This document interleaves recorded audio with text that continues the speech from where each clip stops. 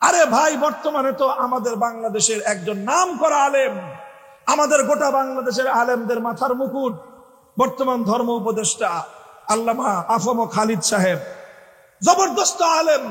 তিনি একজন মুহাদ্দিস, বর্তমান সময়ে বাংলাদেশের অন্যতম প্রাচীন মাদ্রাসা জিরি মাদ্রাসায় হাদিস পড়ান। এত বড় একজন মুহাদ্দিস, তিনি মন্ত্রী হয়েছেন। উপদেষ্টা মানে মন্ত্রী। মন্ত্রী হয়ে ওনাকে মরা মানুষের বেদির উপর ওনাকেও ফুলের তোড়া দিতে হয়েছে, কারণ এটা সাংবিধানিক বাধ্যবাধকতা। অথচ মরা মানুষের বেদির উপর কোন ফুল দেওয়া এটা ইসলাম ধর্ম মতে সম্পূর্ণরূপে হারাম। এই হারাম কাজটা ওনাকে করতে হয়েছে।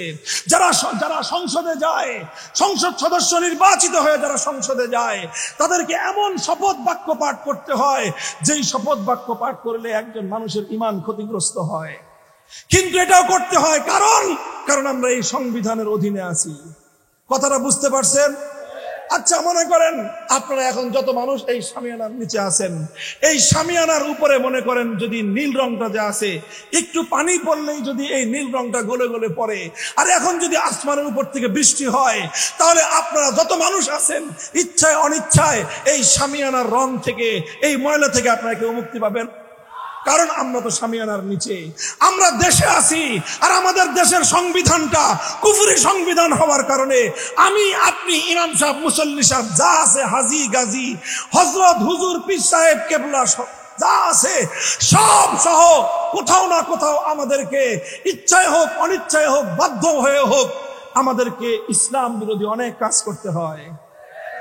আমি আপনাদের কাছে জিজ্ঞাসা করতে চাই, আমার পূর্বপুরুষরা যেই কোরআনী শাসনের জন্য জীবন দিয়েছিলেন, আমাদের পূর্বপুরুষরা যেই কোরআনী সংবিধানের জন্য রক্ত দিয়ে, শাহাদাত দিয়ে আমাদের জন্য একটা স্বাধীন মাতৃভূমির মানচিত্রকে তারা অর্জন করেছিলেন, সেই মানচিত্র আর কতকাল ব্রিটিশ প্রবর্তিত কুফরি শাসন দ্বারা, ব্রিটিশ প্রবর্তিত মানব রচিত কুফরি আইনের দ্বারা, ধর্মনিরপেক্ষতার মতো কুফরি সংবিধান দ্বারা আর কতদিন চলবে আপনারা চান?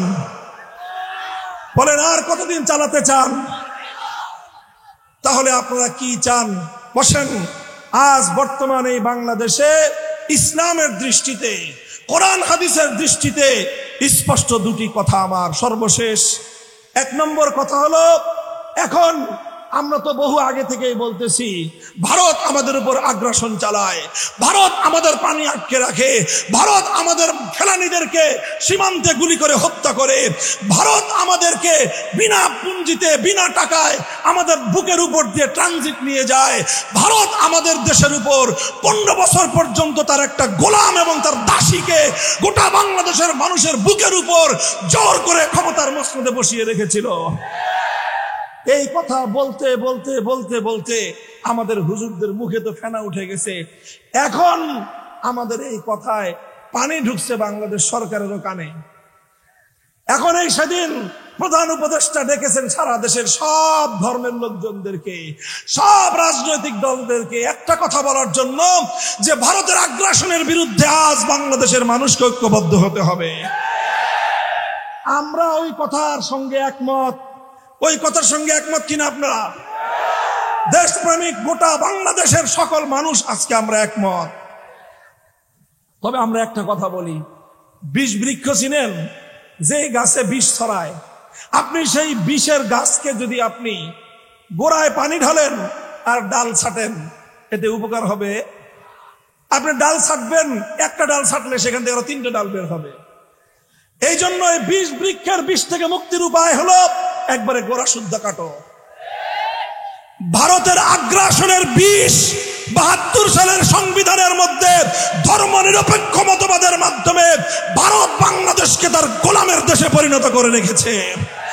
ভারতীয় আগ্রাসন থেকে মুক্তি চাইলে, ভারতীয় আগ্রাসন থেকে বাংলাদেশ যদি সত্যিকার অর্থে আত্মমর্যাদা নিয়ে মাথা উঁচু করে দাঁড়াতে চায়, ভারতীয় ধর্মনিরপেক্ষ মতবাদ বাংলার সংবিধান থেকে বঙ্গোপসাগরে ভাসায় দাও।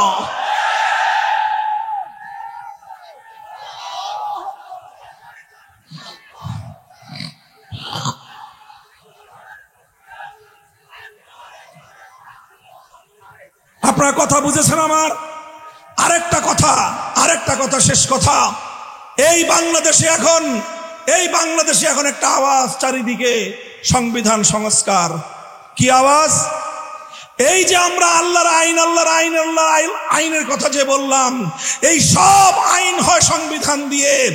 আমরা চাই আজ বাংলাদেশ, যে বাংলাদেশে 5ই আগস্টের বিপ্লব হয়েছে, যেই বাংলাদেশে আবু সাঈদরা অকাতরে জীবন দিয়েছে, যে বাংলাদেশের জন্য মীর মুগ্ধরা রক্ত দিয়েছে, যেই বাংলাদেশের বিপ্লবের 1 ঘন্টায় টেকনাফ থেকে তেতুলিয়া গোটা বাংলাদেশের সমস্ত মুসলিম স্থাপনা থেকে সমস্ত মূর্তি ভেঙে গুড়িয়ে দেওয়া হয়েছে, সেই বাংলাদেশের 5ই আগস্টের বিপ্লবের পর আমরা একটা জিনিস চাই, যেটা চেয়েছিল আমাদের বাপদাদারা, যেটার জন্য আমার পূর্বপুরুষরা বালাকোটের রণাঙ্গনে জীবন দিয়েছিল, যেটার জন্য 1857 সালে শামেলির রণাঙ্গনে আমাদের পূর্বপুরুষরা জীবন দিয়েছিল, যেটার জন্য 1947 সালে অসংখ্য মা বোন, অসংখ্য পিতা মাতা তারা তাদের সম্ভ্রম হারিয়েছে, তাদের সম্পদ হারিয়েছে, কলিজার টুকরা সন্তান হারিয়েছে, অনেক কিছু হারিয়ে মুসলমানদের জন্য আলাদা ভূখণ্ড পেয়েছিলাম।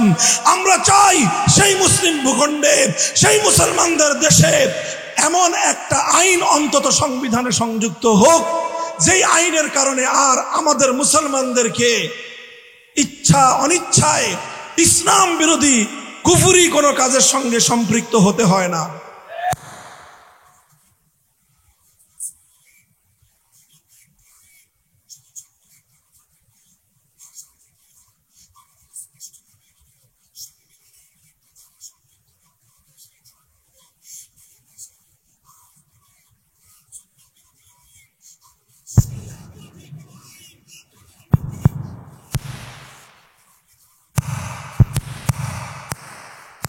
বলে গণ্য হবে।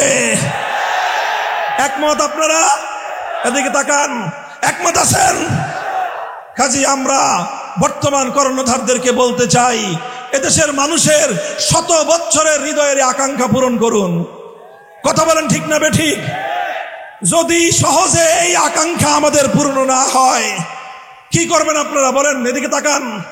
যদি আমাদের 100 বছরের এই হৃদয়ের আকাঙ্ক্ষা যদি পূর্ণ না হয়, তাহলে কোরআন বিরোধী আইন বাতিলের জন্য, ইসলাম বিরোধী আইন এবং বিধানগুলোকে বাতিল আর অকার্যকর করার জন্য যদি জীবন দিতে হয়, যদি রক্ত দিতে হয়, যদি শহীদ হতে হয়, 2000 নয়, 2 লক্ষ নয়, 2 কোটি যুবকের রক্ত দিয়ে যদি আল কোরআনকে বিজয়ী করতে হয়, শহীদ ঈদগাহে চারা যাব।